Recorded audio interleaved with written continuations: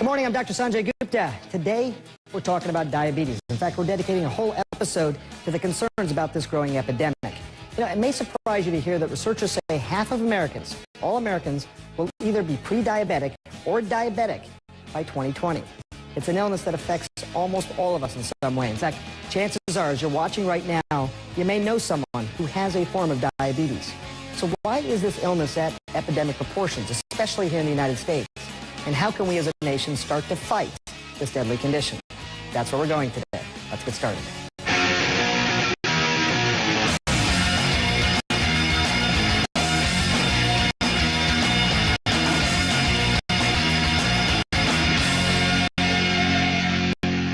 Now, health officials say diabetes could become the epidemic of the 21st century. Think about that. Studies say, again, if we in the United States keep living sedentary lifestyles with poor diets, hardly any exercise, then half of all Americans will either be pre-diabetic or have diabetes by the year 2020.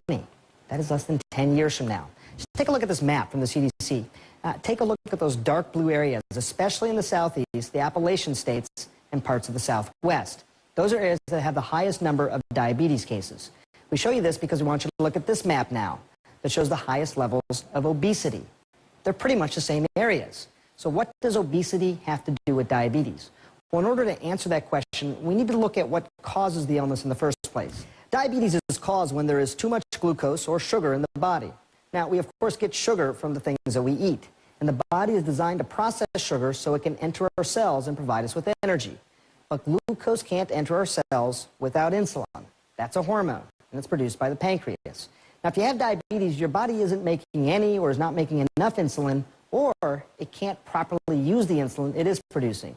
As a result, you get too much sugar, stays in the blood, and if this occurs over a long period of time, it can lead to serious medical problems. Now, there are two main types of diabetes. People call them type 1 and type 2.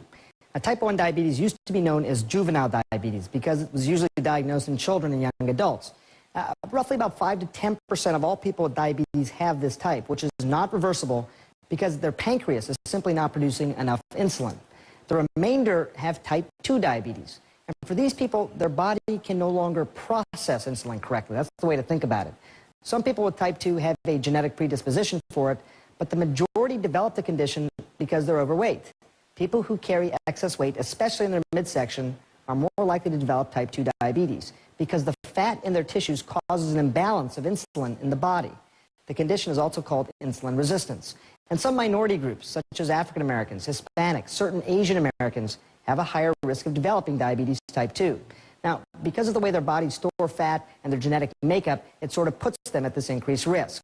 But the good news is this. In some cases, with diet and exercise, and that alone, type 2 diabetes is reversible. Not everyone can do it, and some of them may need the help of medications as well. It all depends on your willingness in some ways to make some drastic changes. This is the story of two men. Both are successful, active, have families, and both have been diagnosed with type 2 diabetes.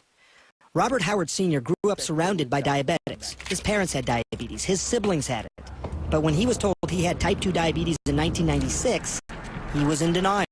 I was really shocked. I kind of didn't believe it, all those in my family, because I was kind of asymptomatic. I hadn't had any symptoms. It took Howard almost a year to go to a diabetes specialist because he didn't want to conform to the lifestyle. Diabetes, I mean, that's a headache. I mean, you have to control your diet and so much stuff. Jonathan Legg's father died of a heart attack in his 40s, so he was always watching his health.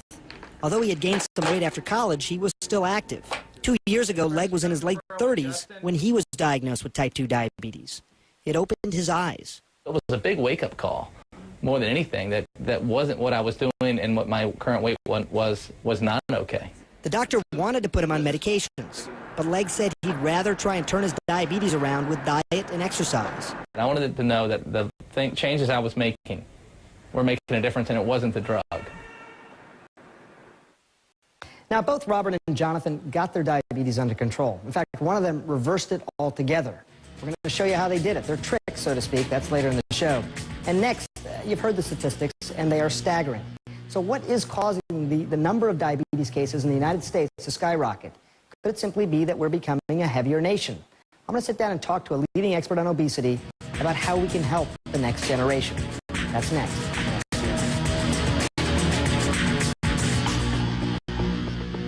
According to the Centers for Disease Control and Prevention, almost 26 million children and adults have diabetes. Approximately 79 million, or one-third of adults, are pre-diabetic. And 1.9 million new cases of diabetes were diagnosed in people over the age of 20 last year alone. The numbers are pretty hard to digest, pretty staggering. So today, to help us, we have Dr. Gary Foster. He's director of the Center for Obesity Research and Education at Temple University in Philadelphia. He's also a former president of the Obesity Society. Welcome to the program, Doctor. Thank you. It's a pleasure to be with you. These numbers are staggering. I mean, people have paid a lot of attention to the fact that they say a third of Americans may have diabetes by the year 2050. People seem to understand diabetes or know about it at least somewhat. What's going on here? Why do you think these numbers are just expected to continue increasing? I think what's behind this is the epidemic of obesity. They're often called twin epidemics of both diabetes and obesity. And we know that excess body weight adversely affects every organ system in the body. So it shouldn't be surprising that as obesity increases, as it has over the last 30 years, that medical conditions, especially conditions like type 2 diabetes, will also increase. This is the sort of work that you do. And, you know, as a television person who's a doctor, I talk about this issue all the time. People seem to intuitively understand obesity and what causes it, and that it's really problematic. Why don't people seem to act on that? Why doesn't the message seem to get through? I think the message does get through, but I think there's a big disconnect between knowing something, much like people can know it's not good for you not to wear a seatbelt, it's not good for you to smoke, it's not good for you to not exercise. These are really tough behavioral things, especially on the eating and activity side. So we're placed in an environment where we ask our patients to swim upstream chronically. So there's lots of bombardment to eat more and to move less, and we're asking them to do just the opposite. So it's a lot harder than it seems. Have you come across things that work? And what seems to actually make an impact? I think what makes an impact is to first start with children, and because that's what's going to drive the future generations of diabetes. And as you well know, there are now childhood cases of so-called adult diabetes or type 2 diabetes. And I think when it comes to childhood obesity, there's three things that you can focus in on. And this would be, I think, generally relevant to adults as well. One is to decrease portion size. We have a portion distortion going on in this country about what's an appropriate portion to consume. So that would be one thing. And I think simplicity counts here. Worry less about fat, fiber, carbohydrates, protein, and whatever you're eating, eat a little bit less of that. Operationalize it as about a third less, a quarter less, and make that small change. Second, spend less time in front of screens, whether it's watching DVDs, computer games, TV. That will make a big difference. And then the third factor would be to decrease the consumption of sugar-sweetened beverages. We as a country drink too many calories, and if we can get children especially to focus on water and skim milk, it would make a big difference. I worry about diabetes just because of the genetic likelihood. By the way, really quickly, you said type 1 versus type 2. Type 1 used to be considered juvenile or kids because of genetic causes, and type 2 because of lifestyle changes. But we're seeing kids develop diabetes that was traditionally associated with lifestyle changes, too much weight. What is the misconception? Is there a misconception about diabetes? People always say to me, if you eat a lot of sugar, you're going to get diabetes. Perhaps, but that's because of obesity, right? What are other misconceptions about diabetes? I think that's a major misconception. Look, when it comes down to obesity, it's consuming more calories than your body burns. And obesity, independent of how you got there, whether you ate too much sugar, too much fat, too much carbohydrate, too much protein, it's obesity that leads to the consequences of type 2 diabetes. Actually, developing type 2 diabetes, obesity leads to developing type 2 diabetes, and from type 2 diabetes, consequences will happen.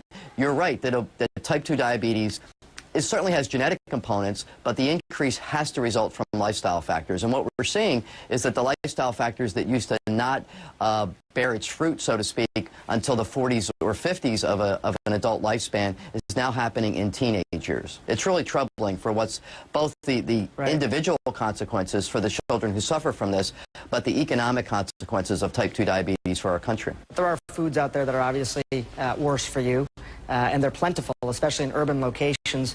What do you do about that? It's easy to get unhealthy food, doctors. I guess what I'm saying, it's cheap, it's easily accessible. What should be done about that? There's an impending national menu labeling law, which I think will help. It will put in chain restaurants what are the calories of the foods that people are buying at the point of purchase. That could be a big help. I think that we could do a better job in city planning of making it easier again, not making it hard for people to swim upstream all the time, to make it easier to bike, make it easier to walk. Taxes has certainly been considered on certain foods. I'm not sure there's the political will to do that, but a smoking precedent would suggest that that may decrease the consumption of some unhealthy foods. Well, we got 40 years before the staggering number takes effect, and hopefully some of those things, at least making our cities more healthy, will make a difference in that time period. Doctor, thanks so much for being on the program. My pleasure.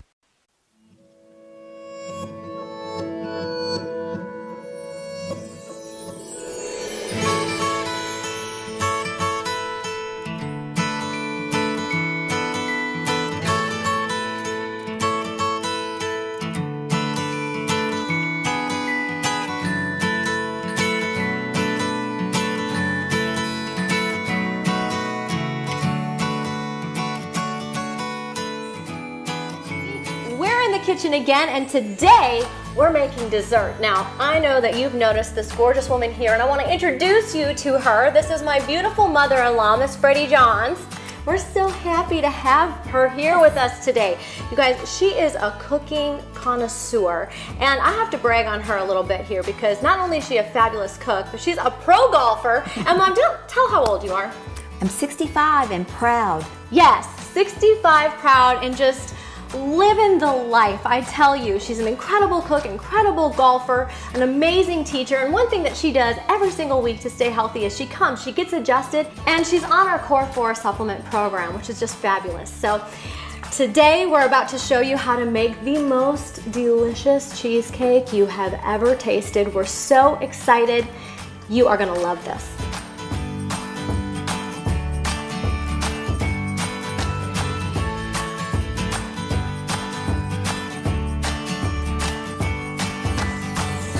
All right, so the first step in making this cheesecake is the crust. And my mother-in-law has got the best crust you have ever tasted, I promise. So I'm gonna let you take it away. Will you explain how to make this delicious crust? Yes, I'd be happy to, Katie. And first let me say it's great to be in the kitchen with you. When you're the mother of 3 boys, the kitchen is a very lonely place. So thanks for being here with me today. I started just by taking some organic butter. I used approximately 3/4 of a stick, and this is a Pyrex dish. You can just put it on the stove and melt it as you're working, right? Less pans to wash. We like that, don't we, Katie? Absolutely. And then we're going to take just your almond flour. So that's good, healthy almonds. I have a 1 cup measure, and I'm going to just, can't reach it in, I'll just pour this in here. And measurements don't have to be exact. Sometimes I tweak it if it's not exactly right. We'll start with a cup. And then I always put just a little bit of sea salt. I always use unsalted butter because then I can control the sea salt that I put in. Sometimes when you're having a sweet dessert, a little taste of salt just gives it a little punch. And then to sweeten it up just a little bit, I'm going to use some stevia, which is made from the leaf. Dr. Randy always says if it's made in a plant, you probably want to avoid it. If it's made from a plant, it's probably okay to eat. Yes. So we're going to just sprinkle a little bit, and this is your taste. If you prefer it sweeter, that's strictly up to you. And so we're going to take this very fabulous utensil, a fork, and we're going to mix this together. There's one more ingredient we have not put. That's going to be some chopped fine pecans. So we're going to mix this around, and I can tell already just by the look of this that I did not get quite enough flour. So we're going to add a little bit more almond flour to that, and that's just something that you can test out. You want it where it's very easy to work with. So we'll just try that. Right. It's not ruined, I promise. And so you mix it around. In just a minute, I'm going to get in here with the utensils God made, my clean hands. And that's the best part. And just a tad more. If you were working this crust on a board, you would have more flour that you would knead it with. But this is the easy way. So I believe this is going to work. Now we're going to add my little trusty assistant. Yes. It's already chopped my nuts, so we're going to add some pecans. And this is strictly your, whatever you prefer. If you like more or less, It's just strictly up to you. And the pecans add a nice, sweet little nutty flavor to the And a crust. good crunch. And a great crunch. They don't have to be toasted before because we're going to bake this crust at 350 degrees in the oven for about 15 minutes. And so as it bakes, the pecans get really crusty and yummy. Okay, my hands are just washed. Perfect. So I'm going to show you how we really do it. Yes, let's see This the trick. is the good trick. I tasted this cheesecake when she made it, and I was so enraptured with crust because I'm a crust girl. And I just was like, oh my goodness, this is the best crust. And I have tried to make so many different kinds of almond crust, and it would never turn out crispy. And this was the most crispy, buttery crust I had ever tasted. And I just thought, how did you do this? So I kind of tried putting the ingredients that she said in. I put it in the oven, and it was still coming out soggy. And we're going to teach you a little trick in just a few minutes of what you have to do to make your crust crispy, because there's a very special technique to it. Sometimes the crust gets really thick in the edges, and so I use this little measuring cup just to sort of, and if it gets a little sticky, just put a little bit more flour right around the edges, and that can help you get it thin at the edge. Then I usually just take my thumb and finger and just go around the edges like this. Ooh, look at to how make pretty. it pretty. And then this is the secret This is that the I did secret. that I forgot to tell Katie. This is the secret. Yes, when you get it ready to stick in the oven, you must prick it and make some little air holes so the steam can escape. Because if you don't, the crust will not be flaky and really crispy like we like it. Turns out soggy. Even on the sides, because when you stick this in the oven, it's going to puff up a little bit. And so we want to make sure we stick lots of holes in it.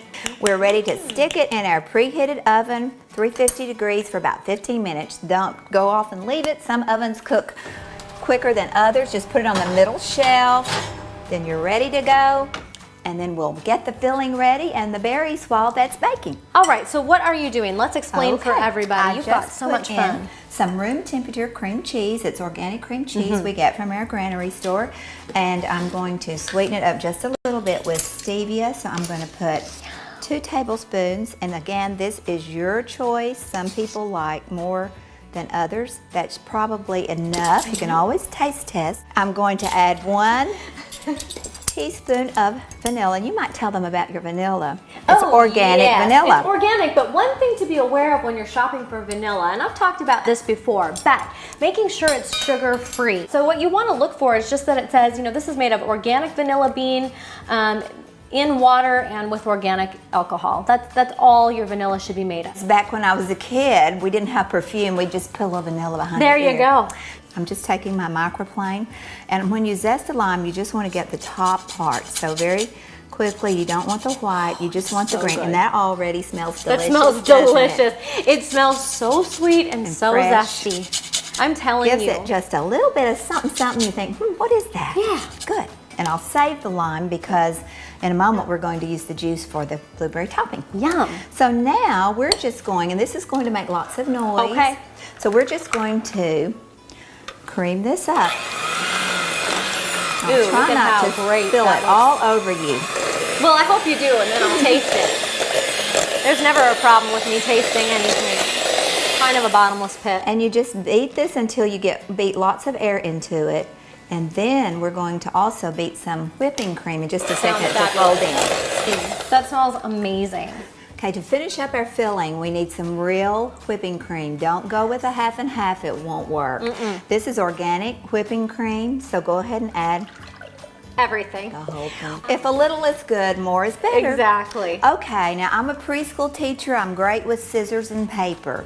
So, Katie looks so lovely today. I don't want this splattering all over her, so take a paper plate, cut it, make a little hole, How cool is this? and then you just run your little mixer right through here. And so we just beat this for about 5 minutes or so. You'll know when the whipped cream is heavy enough that you lift your beaters out and it all sticks to it. And so it takes about 5 minutes. So we're going to do that, add the vanilla and a little more stevia, and then we'll be ready to add it to our mixture. Great.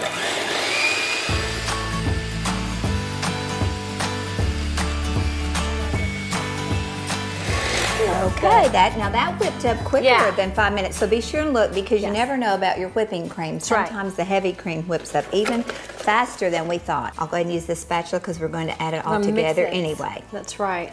Okay. because you don't want to use your mixer to add these two things together. You want the air incorporated in there to stay. So I've made that mistake before. I'm going to add more vanilla. So good. It's 1 teaspoon. 1 teaspoon, perfect. Yes. We're sweetening every layer with stevia, so I'm going to also add. The stevia makes it really sweet, but it doesn't make it too sweet. It's perfect, I'm telling you. Okay, and be very careful as you mix this together. And then we're going to just fold this in. Okay. So you just pour that into the cream cheese I'm just part. going to put this in here, and then we'll take steps to just, so you can see how thick and nice and rich this is. This looks amazing right That's now. why it's important to get organic whipping cream. That's right. Because we have quite a bit in there. I'm going to put this in the sink. And then later I'll dig that out and I will lick Now it. to fold, you just go to the bottom of the bowl and come up, and then cut through and do it again.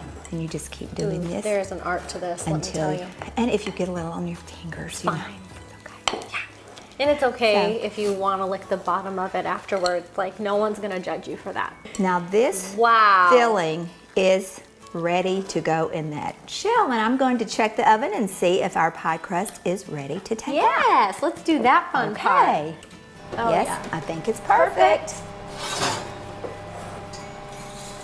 Get some room for you there. That looks absolutely delicious. Look Now- at that pie crust. How Now gorgeous. at home, I would let this cool for a little bit before Okay. I add this in, but Okay. we're just going to go ahead It'll be and show fine. you what to do. Okay.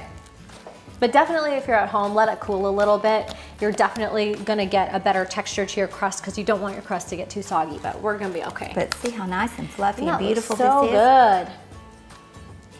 And then I'll let you just smooth that out. Okay. Now next, what's our next layer that The we next, need to do? it's very simple, and Okay. we're going to do that with blueberries. Woohoo! I love blueberry. That is my absolute favorite. Okay, what do you think? Did I make that pretty enough? That's perfect. And this is when I would just stick this in the refrigerator and let it set up really Okay. nicely. So we're going to stick it right in here. And remember, blueberries are our friends. Very high antioxidant berries, so we Exactly. love blueberries. So just put them in your saucepan. And then I always like to add arrowroot, and you may not know what that is, but it's just made from a plant, and it's a great thickener. It's gluten-free, has no taste, it's very easily heated over a low heat, not a high heat. So this will just thicken the juice on your blueberries and help it stay on your pie. So I'm just going to put a tablespoon of that inside. Back to our wonderful stevia plant. What would we do without that? I don't know. Sweeten them up just a little bit.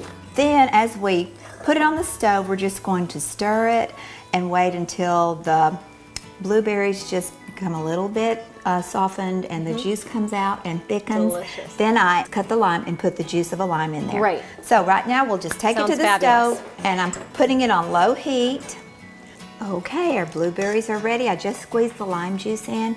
Then you can top them across liberally, however you want. It's also beautiful if you have just a little mint growing in your backyard. Oh. To just put a little mint on there. We need our vegetables, Just add you know. some mint, you know? So that makes our delicious cheesecake. Thank you so much for Thank you being for with us having today. me. We had so much fun. We hope you enjoyed it. Now, let's eat some cheesecake. Sounds great.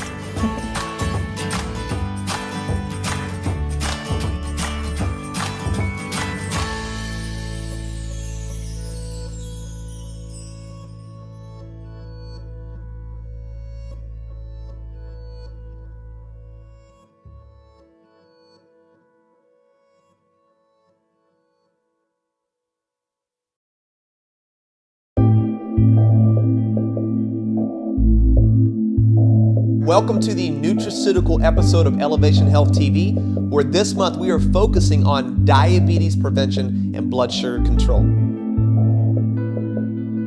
I'm Dr. Randy Johns with Elevation Health, Texarkana, Texas. And before we go into the actual products today, I want to discuss 2 mistakes I've seen when it comes to supplementation. First mistake is buying cheap supplements.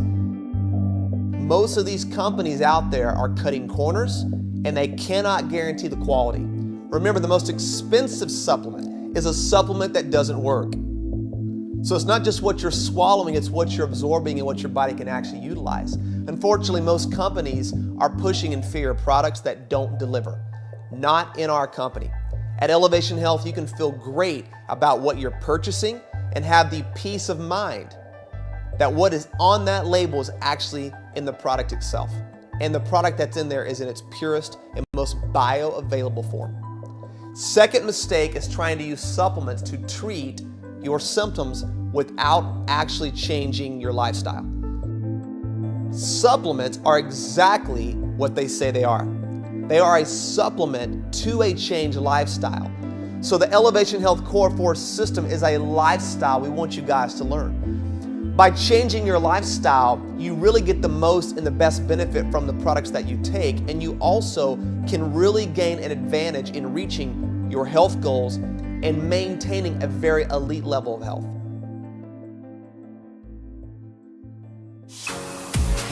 Our first product is Diabanil.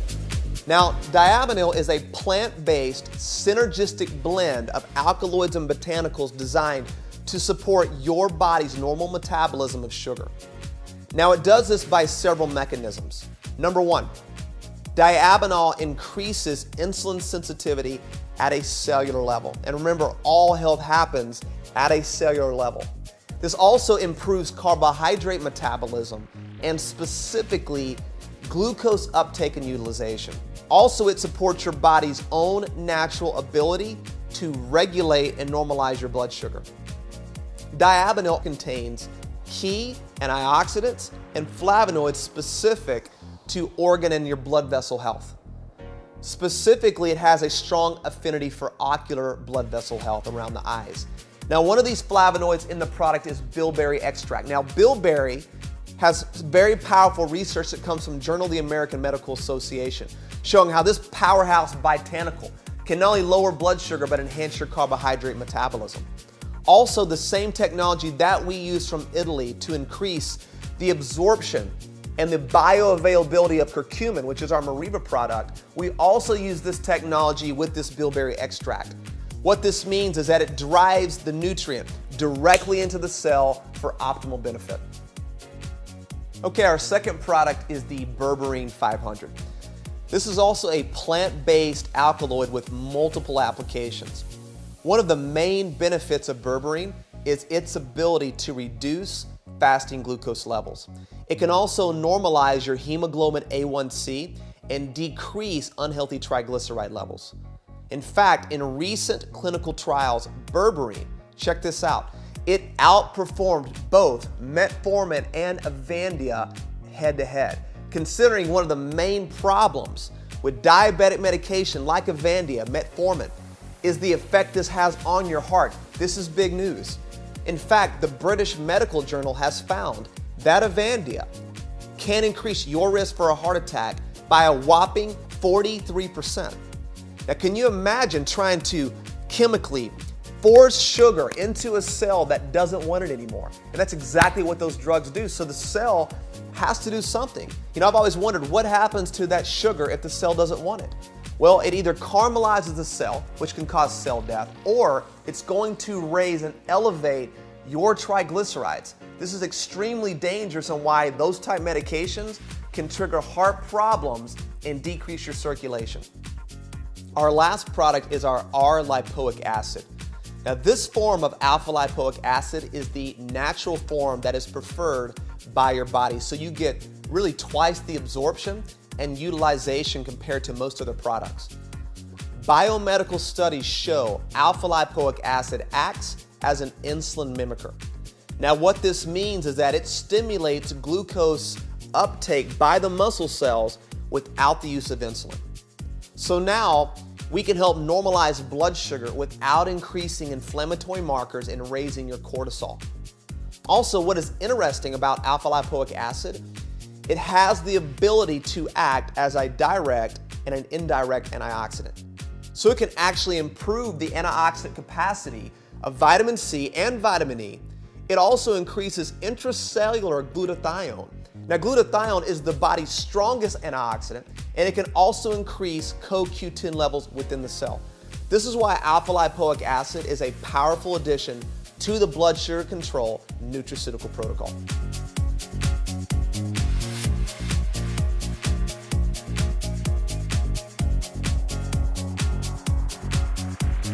Well, I hope you enjoyed this segment of Elevation Health TV.